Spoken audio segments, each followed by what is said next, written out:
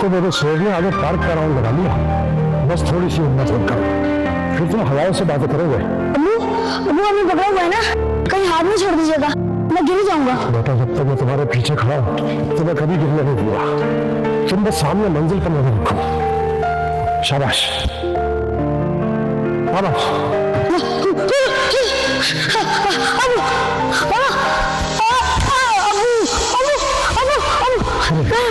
नहीं बेटा नहीं, मेरा बहादुर बच्चा। तुम्हारी कामयाबी का पहला अवार्ड। मिट्टी झाड़ो और दोबारा खड़े हो। शाबाश।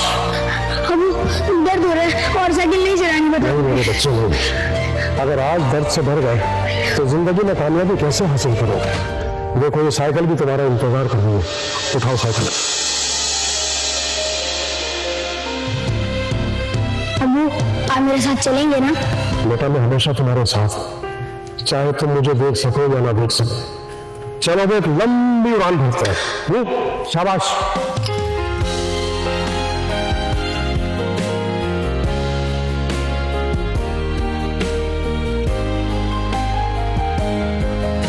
शाबाश मेरा बेटा शाबाश।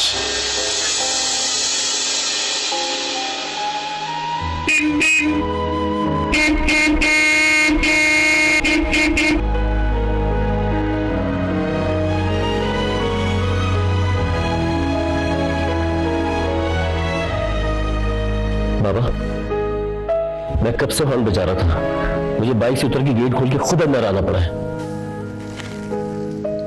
बस बेटा तुम्हारे बचपन की यादों में खो हुआ था मैं। मुझे वो वक्त याद आ गया जब मैंने पहली बार तुम्हें साइकिल चलाना सिखाई थी। वही तो मसला बाबा, आप माजी का मलबा उठाए हाल का रास्ता रोके खड़े रहते हैं। मैं वो बच्चा नहीं रहा जिसे हर मोड़ पर आपकी रहनुमाई चाहिए। बेटा बाप के लिए औलाद कभी बड़ी नहीं होती, तो तुम्हारी सहूलत के लिए। सहूलत? ये कैसी सहूलत, जिसमें सामने वाले इंसान की पूरी आजादी छीन ली जाए? ठीक है बेटा, कल से पहले हॉर्न पर ही गेट खुल जाया करेगा। मुझे तो बस हरदम तुम्हारी फिक्र लगी रहती है। फिक्र? बाबा मुझे फिक्र नहीं, मुझे प्राइवेसी चाहिए। और आपकी जरूरत से ज्यादा फिक्र जो है ना, मेरा दम घोटने लगी अंदर से। शायद तुम ठीक कह रहे हो। बूढ़े दरख्तों का साया कभी कभी धूप रोकने के बजाय ताजा हवा का रास्ता रोक देता है।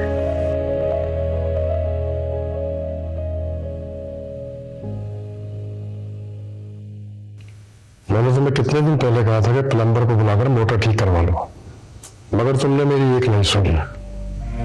आज मोटर बिल्कुल बंद हो गई थी। बाबा फिर वही सब बातें, आपको पता है मैं कितना मसरूफ रहता हूं। मेरे पास इतना टाइम नहीं कि मैं घर के इन फजूल कामों में लग जाऊं। घर के काम तुम्हें फजूल लगते हैं नहीं? बाबा वो आपका दौर था जब बाप बेटे के साथ बैठा करते थे, घर के काम कर लिया करते थे। आजकल का दौर अलग है, बेटे की अपनी एक लाइफ होती है, माँ बाप की अलग लाइफ होती है। मतलब अब तुम्हें लगने लगा है कि हम तुम्हारी लाइफ में दखल अंदाजी करके तुम्हारा सुकून बर्बाद कर रहे हैं। जी बिल्कुल बाबा, आप मेरा सुकून हरक ही कर रहे हैं। बेटा जब उजाले की कदर ना हो तो अंधेरा मुकद्दर बन जाता है। मैं तो सिर्फ तुम्हें तुम्हारी जिम्मेदारियां सिखा रहा हूँ। जिम्मेदारी? जो गुलामी?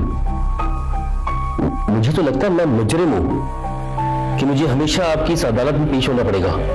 मैं तो वो मालिक हूँ बेटा जो चाहता है कि उसके हाथ का लगाया हुआ पौधा कहीं खराब ना हो जाए। पापा माली भी सिर्फ पौधा लगाता है और ऊपर ऊपर से देखभाल करता है, बाकी पौधा खुद बड़ा होकर दरख्त बनता है। पापा मेरा तो दिल चाहता है कि मैं कहीं ऐसी जगह चला जाऊं जहां मुझे कोई ये बताने वाला ना हो कि मुझे कैसे जीना है। काश तुम्हें एहसास हो जाए रवि कि जब कोई टोकने वाला नहीं रहता ना तो इंसान अपनी आवाज सुनने को भी तरस जाता है। बाबा आपसे बहस करना फजूल है, आपके पास हर बात का जज्बाती जवाब रेडी रहता है। मैं जा रहा हूं, मुझे कॉल करनी है।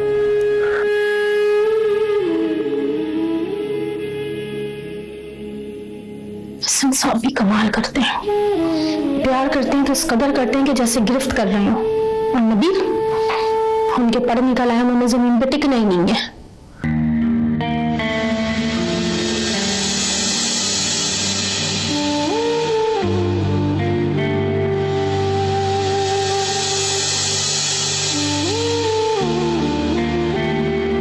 उसे समझना चाहिए बाप वो जड़ है जो जमीन के अंदर रहकर तुम्हारे पत्ते हरे रखता है। जिस दिन ये जड़ सूख गई, ये हरियाली एक दिन में झड़ जाएगी।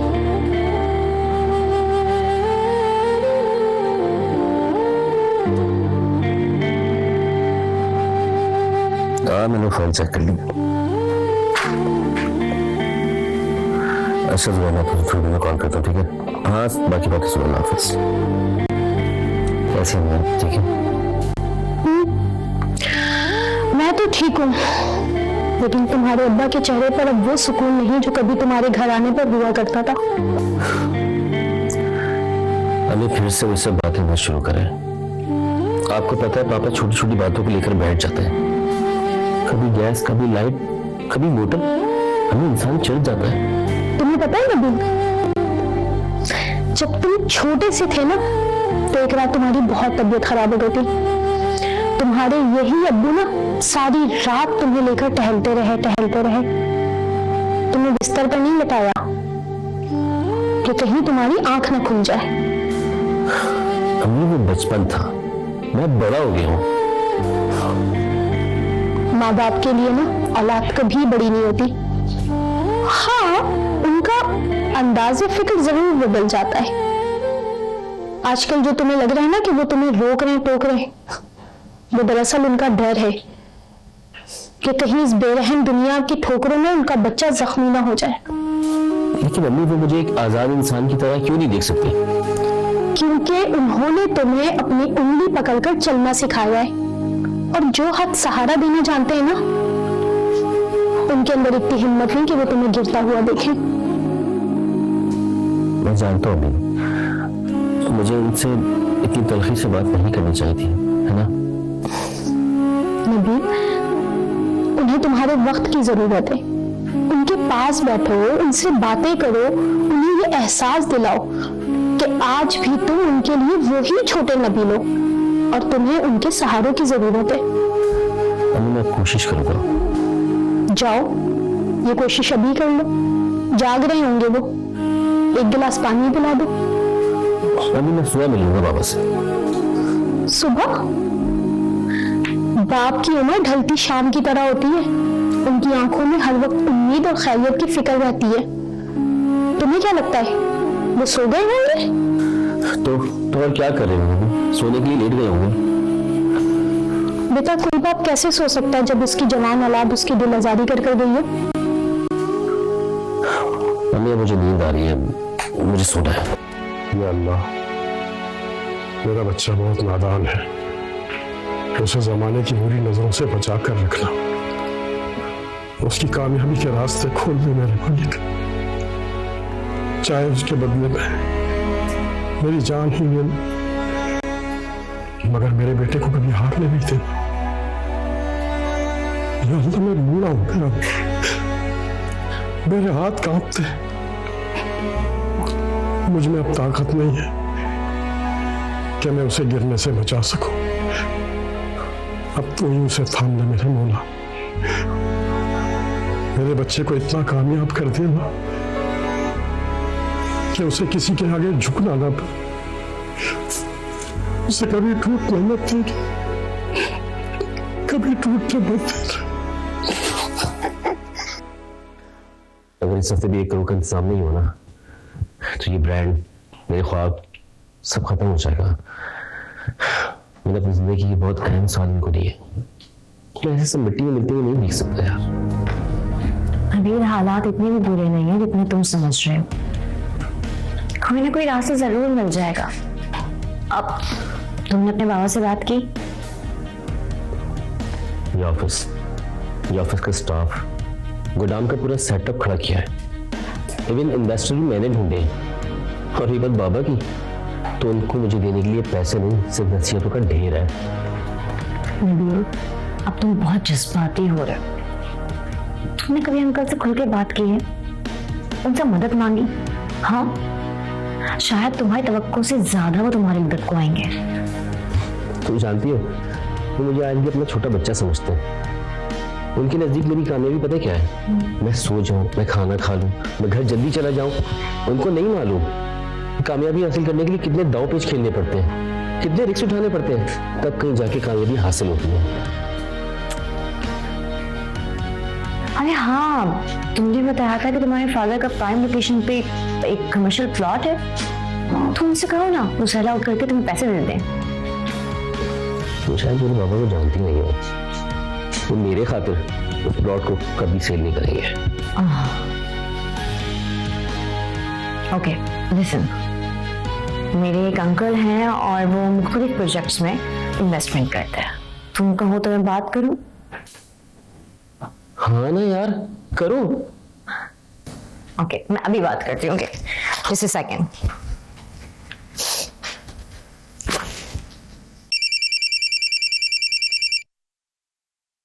हेलो। अस्सलाम वालेकुम अंकल, कैसे हैं आप? वालेकुम सलाम बेटा, कैसी हो? कैसे फोन किया? एक्चुअली अंकल, अब वो मुझे आपसे एक जरूरी बात करनी थी। मेरा एक फ्रेंड है और उसने अपना बिजनेस स्टार्ट किया है। तैयारियां मुकम्मल हो चुकी हैं लेकिन फंड्स की कमी है। वो आपसे मिलना चाह रहा है। हाँ बेटा, ऐसा करो, उसको मेरे ऑफिस में ले आओ, यहाँ बैठ के सुकून से बात कर लेते हैं। Okay uncle, thank you so much. बस हम लोग अभी आ रहे हैं, ठीक है? ओके, अल्लाह हाफिज। अल्लाह हाफिज। क्या कहा? काम हो गया, अभी बुला रहे थे मिलने के लिए। चलो। ओके ओके, आ जाओ।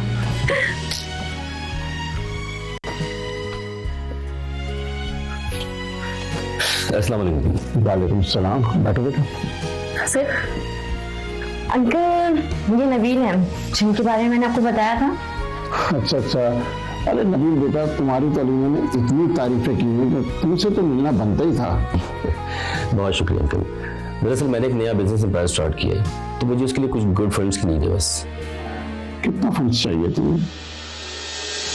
ऑलमोस्ट 1 करोड़। 1 करोड़? देखो बेटा, मैं तुमसे साफ साफ बात करूंगा। ये फंड मैं रिलीज तो कर सकता हूँ, लेकिन लेकिन क्या अंकल? देखो नबील बेटा, तुम्हें अलीना ने रेकमेंड किया है, मेरे लिए ये भी काफी है, लेकिन इस फंड के अगेंस्ट तुम्हें कोई गारंटी जमा करानी पड़ेगी। किस तरह की गारंटी? मतलब समझा नहीं। अरे अलीना बेटा, तुमने इनको बताया नहीं? आप? जी अंकल, मैंने बताया था, लेकिन नबील के फादर उस कमर्शियल प्लॉट को सेल करने के हक में नहीं है।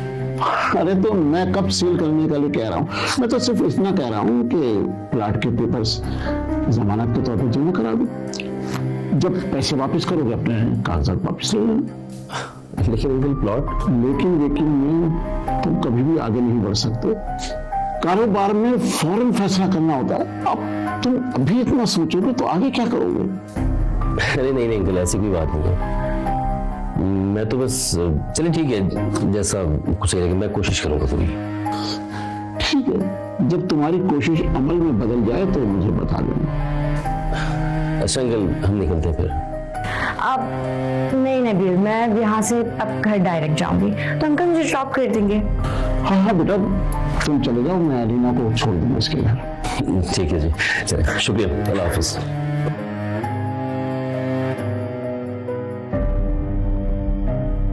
बेटा, तुमने उसको शक तो नहीं होने देना कि हमारी नजर इसके कमर्शियल प्लॉट पे। ओह कम ऑन डैडी, आखिर मैं आप ही की बेटी हूँ। ना ही इसे हमारे प्लॉट वाले गेम के बारे में पता है, और ना ही ये कि मैं आपकी बेटी हूँ। Very good. कितने अरसे से मैं इसके बाप के पीछे पड़ा हुआ था कि प्लाट मुझे दे दो, पता नहीं किस जोन में था वो प्लाट के। खैर, अब तो इसका बेटा थाली में रख के हमें प्लाट देगा।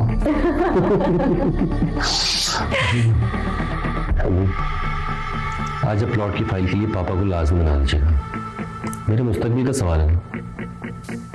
वो तो ठीक है नबील, लेकिन तुम जितना कर्ज ले रहे हो, प्लॉट की कीमत उससे 3-4 गुना ज्यादा है। अम्मी आप भी ना, उस प्लॉट की फाइल को जस्ट गारंटी के तौर पर मैं जमा करवाऊंगा, और पैसे वापस दूंगा तो फाइल मिल जाएगी वापस। ठीक है, मैं तुम्हारे अब्बा का मूड देखकर आज उनसे बात करूंगी। ये हुई ना डार्लिंग वाली बात। ज्यादा मक्खन लगाने की जरूरत नहीं है। अच्छा नहीं, मैं चलता हूँ, मुझे ऑफिस के लिए लेट हो रहा है। मतलब अब हमें सिर्फ फरिश्ते ही सलाम करेंगे। अस्सलाम वालेकुम बाबा। वालेकुम सलाम। शायद अब जताना पड़ेगा तो ही बाप को सलाम किया जाएगा। इसी वजह से मैं आपके सामने आने से बचता हूँ। आपकी बातें तंज पर शुरू होती हैं और तनकीद पर आकर खत्म हो जाती हैं। नबील, तुम किस लहजे में अपने अब्बू से बात कर रहे हो? अम्मी लहजा तो तब ठीक होगा ना जब आपको कोई समझने की कोशिश करे। ये तो मुझे अभी बच्चा समझते हैं और मुझे अपनी उड़ान पर उड़ने बिल्कुल नहीं देते। उड़ान?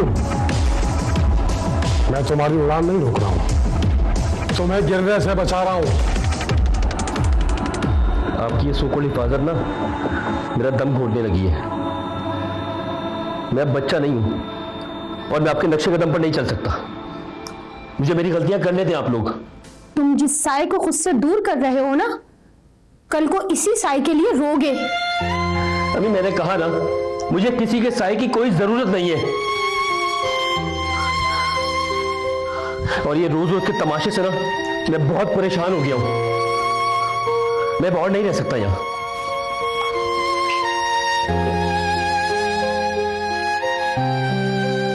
सुनो तुमने, इसको अब मेरे साई की जरूरत नहीं है। जिस बेटे के पांव जमीन पर टिकाने के लिए मैंने अपनी पूरी उम्र लगा दी, आज वही कहता है कि मेरी सोच।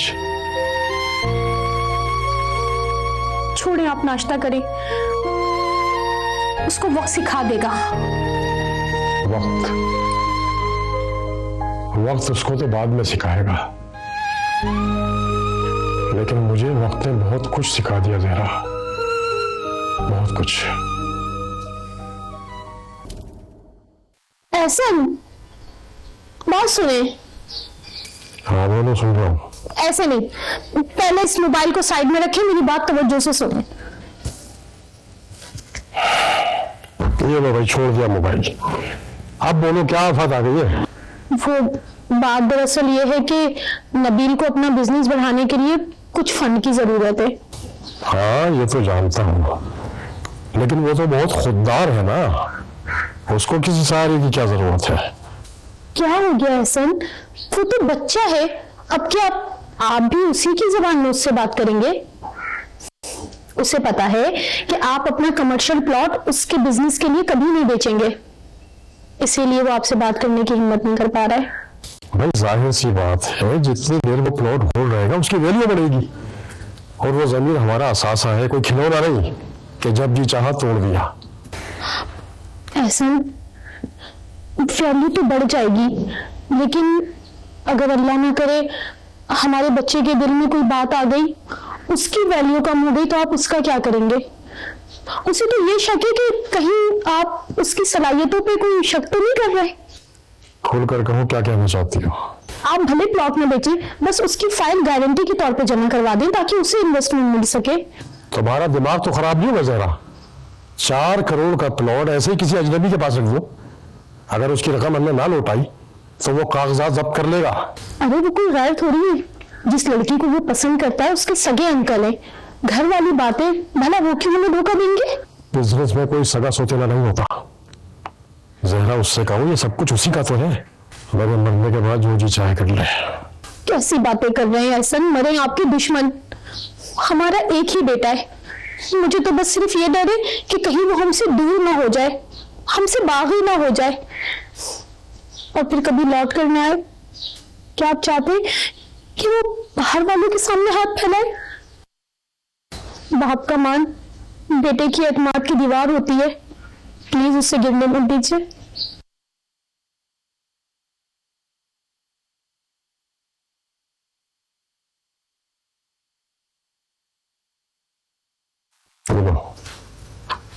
ले जाओ फाइल, लेकिन उससे कह देना कि एग्रीमेंट पेपर साइन करने से पहले अच्छी तरह सोच ले, ठीक तरह से देखभाल कर ले।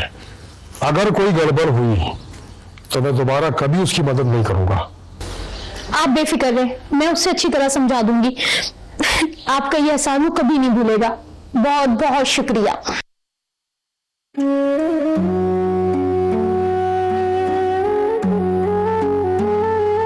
वैसे भी प्लॉट उसी के नाम का है, अच्छा करेगा तो अपने लिए करेगा और बुरा करेगा तो अपने ही साथ करेगा। लेकिन डर ये है कि कहीं ये जज्बातियत हमें सड़क पर न ले आए।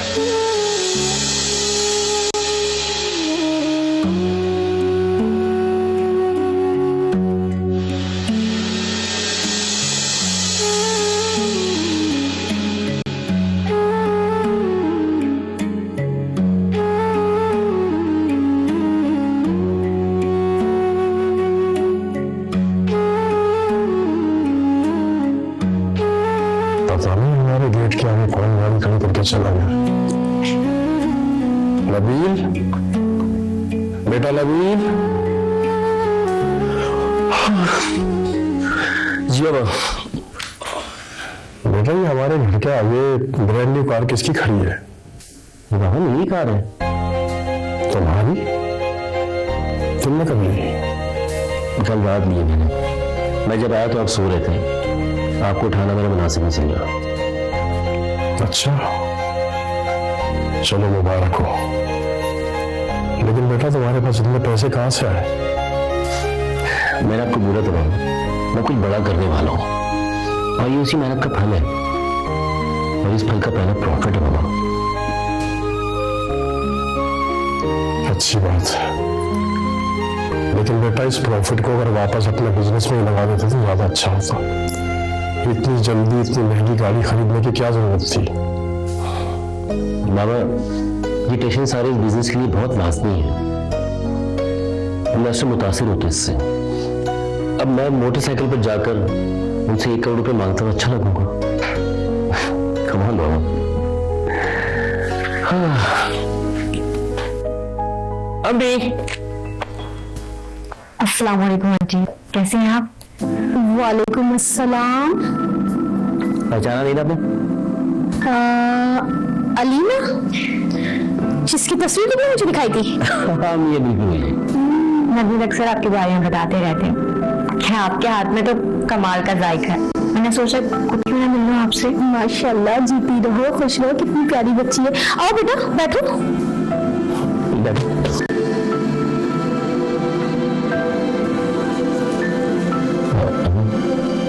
तो नहीं, वो बाहर किसी दोस्त से मिलने गए हैं। क्यों? बस वैसे ही है। अगर वो होती तो फिर वही पुराने सवाल शुरू हो जाते। क्यों नबील, अंकल को मेरा आना अच्छा नहीं लगता क्या? आंटी, मैं तो अंकल से मिलना चाहती थी। मैंने सुना है कि उनकी तबीयत नासाज रहती है। माशाल्लाह, कितनी समझदार बच्ची है। अल्लाह नसीब अच्छे करे। नहीं बेटा, ऐसी कोई बात नहीं है। वो थोड़ा पुराने ख्यालात के हैं, लेकिन दिल के बहुत साफ हैं। अच्छा तुम दोनों बातें करो, मैं कुछ खाने को लाती हूँ। अरे नहीं आंटी, आप अकेले क्यों करेंगी? मैं चलती हूँ आपके साथ, किचन में हेल्प भी करवा दूंगी और इसी बहाने हम दोनों बातें भी कर लेंगे। अरे नहीं बेटा, तुम हमारी मेहमान हो, मेहमानों से काम थोड़ी करवाते। तुम बैठो। अभी मैंने कहा था कि बिल्कुल आपकी जैसी। अबे यार सलीम, क्या हाल है भैया? खैरियत से हो? ठीक हो? बस यार शुक्र अल्लाह का, मैं तेरे ही पास आ रहा हूँ यार, तुझसे काम है मुझे यार। हाँ हाँ, बोल क्या कहा? यार वो मैं कह रहा था कि तू रिटायरमेंट के बाद जहाँ जॉब कर रहा है यार, मेरी भी बात कर ले यार। अरे यार, तुझे जॉब की क्या जरूरत पड़ गई? तेरे बेटे का बड़ा कारोबार तो है और तुझे ये पैसे की क्या जरूरत पड़ गई? नहीं नहीं, पैसे वैसे की कोई बात नहीं। मैं सारा दिन घर में बेकार पड़ा रहता हूँ। जॉब करूंगा तो मैं खुद भी एक्टिव रहूंगा और मेरा टाइम भी अच्छा पास हो जाया करेगा। अच्छा ठीक है, मैं सेठ से बात करता हूँ। अच्छा और सुना, तेरे बेटे का कारोबार कैसा चल रहा है? ठीक ही होगा यार, मेरा काम तो भूलना बन सकी। अरे नहीं नहीं, मैं इंशाल्लाह करता हूँ। चाय पी देना। अरे अब आ जाना यार, कुछ देर से बात तो मिला है। जी डैडी, जैसे आपने कहा था। मैंने नबील के बिजनेस पर अच्छे तरीके से नजर रखी हुई है और गैस व्हाट, मामला तो उसके हाथ से जा रहे हैं। ठीक है, बस बेटा ऐसा करो कि उसके मार्केट से ज्यादा ऑर्डर उठवा लो, फिर मेरा काम उसको मैं कैसे फांसता हूँ। ओके, वो तो ठीक है डैडी, लेकिन ऑर्डर के बाद आपका क्या प्लान है? देखो बेटा, हमने उसको 50 लाख रुपए की पेमेंट तो कर दी और एग्रीमेंट पे रकम 1 करोड़ रुपए की लिखी हुई है। लेकिन डैडी, आप बकिया 50 लाख रुपए तो नबील को देने होंगे ना? इसी वादे पर तो उसने एग्रीमेंट साइन किया था। बेटा तुम पागल हो गई हो, अगर हमने उसको मजीद 50 लाख रुपए दे दिए तो वो अपने मामला भी ठीक कर लेगा। तो इसका मतलब उस बेवकूफ की 4 करोड़ रुपए की प्लाट की ओरिजिनल फाइल हमारे पास है और एग्रीमेंट पे 1 करोड़ रुपए की वसूली के लिए तुम्हारी मोहब्बत में साइन कर चुका है। उसके बाप को मैं इस प्लाट के 2 करोड़ रुपए दे रहा था, लेकिन अब लगता है कि प्लाट हमें सिर्फ 50 लाख रुपए में पड़ेगा। Oh my God, that's a great strategy, Daddy. You are truly genius. Really amazing. Vipin, तुम्हें पता है मार्केट में खबर है हाफिज साहब ने मजीद इन्वेस्टर रोक दिए। इस तरह देख दूसरे इन्वेस्टर भी भाग रहे हैं। हाफिज साहब ऐसा नहीं कर सकते, उन्होंने वादा किया था कि वो अपना हाथ पीछे नहीं लेंगे।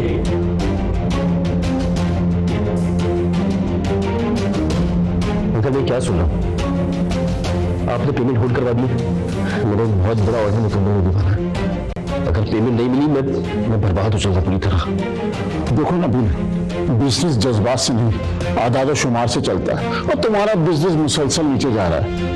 अब इस डूबती कश्ती में मैं सोना नहीं डाल सकता, आखिर मुझे भी अपने पैसे बचाने हैं। तो देखिए, आप मुझे एक मौका दीजिए, अगर मेरा ये ऑर्डर मुकम्मल हो गया ना तो सब कुछ ठीक हो जाएगा।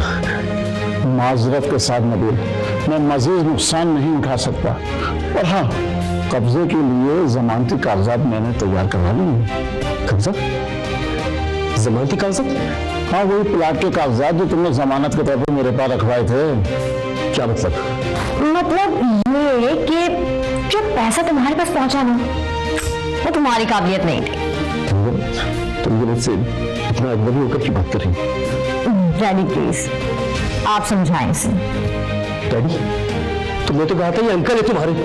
हाँ, कहा था ये अंकल है मेरे, लेकिन अगर मैं तुम्हें बता देती मैं इनकी बेटी हूँ तो तुम हमारे जाल में कैसे ट्रैप होते? नबील, मैंने तुम्हारे बाप को भी फोन करके खुशखबरी दे दी है। जो बाप प्लाट सीधी उंगलियों से नहीं दे रहा था, वो प्लाट मैंने उसके बेटे के जरिए उंगली टेढ़ी करके हासिल कर लिया है। मतलब मैंने आप लोगों की बातों में आकर अपने बाबा की पूरी जिंदगी की जमा पूंजी दांव पे लगा दी। दांव पे नहीं लगाई, पूरी जमा पूंजी गंवा दी है। अब देखो, ये सादा रोना गाना मेरे सामने मत करना, मैं तो तुम्हारा बाप नहीं हूं, मैं तुम्हारी मासूम सूरत देख के पिघल जाऊंगा। चलो मीरा।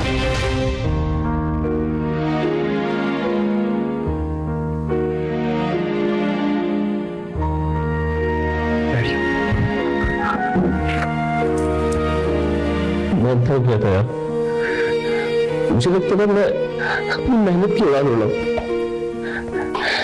लेकिन मैंने अपने बाबा की जिंदगी की पूरी चला पूछी, सब दांव पे लगा दिया। सब बर्बाद की तरह।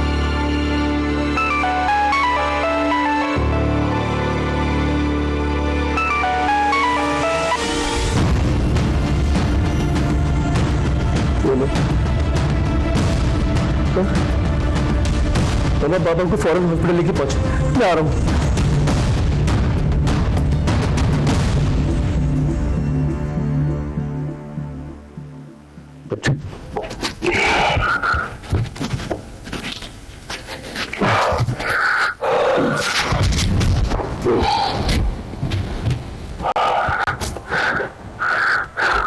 बाबा मुझे माफ कर दें, मैं अपनी कामयाबी की दशा में ये भी नहीं देख सका। मैं जिस इमारत पर खड़ा हूं, उसकी बुनियाद आपने अपना खून जला के रखी है। मुझे यह पता था कि मैं अपने बाप का साया बेचकर ये सब खरीद रहा हूं,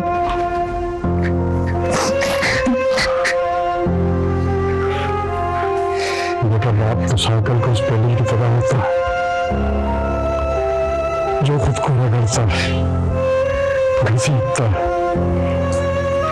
ताकि उसके बेटे की जिंदगी कामयाबी से चलती रहे।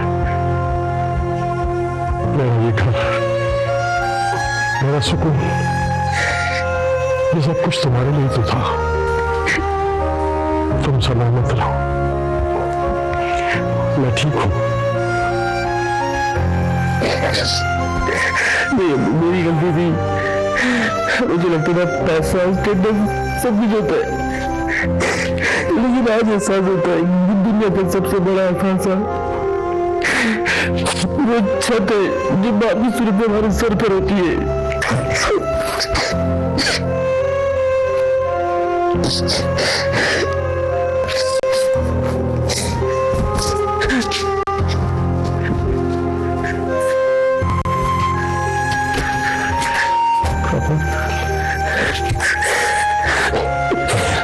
मैं आज से आपको वही छोटा मैं मिलूं और आप मेरे मन से पड़े रहे। किसी बात को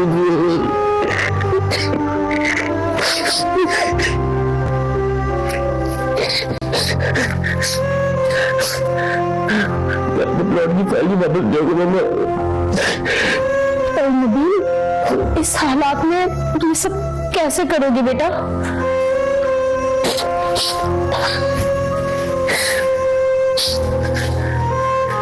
मैंने किसी से बात की है।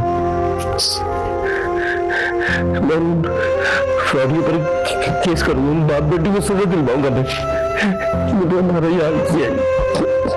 लेकिन बेटा तुम्हारे पास क्या सबूत है कि तुम्हारे साथ फोन हुआ? बहुत अच्छी बात यह है कि कल वो ऑफिस आए थे मेरे, मैंने सब कुछ कबूल है और उसकी ऑडियो वीडियो रिकॉर्डिंग है मेरे पास। सीसीटीवी कैमरे में सब रिकॉर्ड होते, तो एविडेंस के तौर पर मैंने वो बंदी को दे दिया। फिर क्या करूँ कि ये सबूत केस जीतने के लिए काफी होंगे?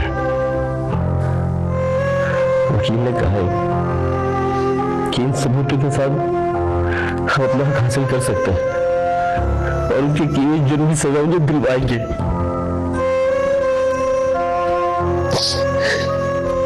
बहुत बड़ी गलती है बहुत बड़ा गुनाह हुआ।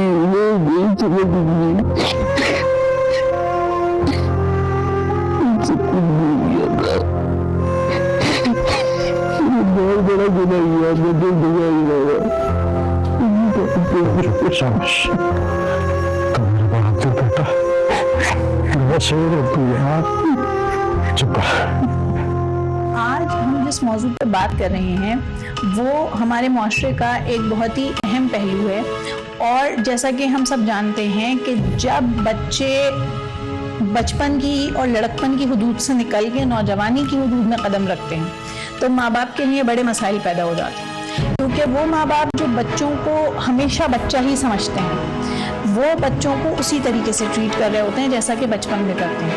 और उस वक्त जब ये नौजवानी की उम्र होती है तो नौजवान जो हैं वो अपने आप को ये समझते हैं कि बस सारी अक्ल कुल हम ही हैं। उनके अंदर जज्बाती और नफ्सियाती तब्दीलियां हो रही होती हैं, हार्मोनल चेंजेस आ रहे होते हैं, जिसके नतीजे में वो अपने आप को बहुत मोतबर और बहुत बड़ा महसूस करने लगते हैं और उनको किसी की भी वालिदैन की या किसी भी दूसरे शख्स की रोक टोक बहुत नागवार गुजरती है।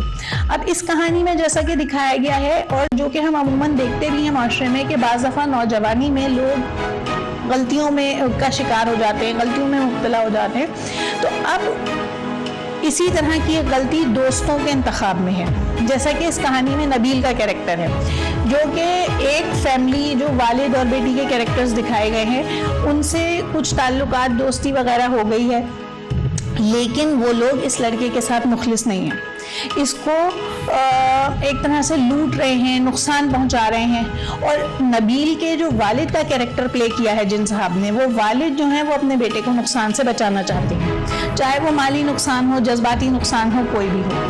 अब इसी बात पे वालिद और बेटे के दरमियान जो है वो चपकलिश है, और ये माशरती तौर पे और अखलाकी तौर पे भी इसको बहुत ज़्यादा देखने की ज़रूरत है।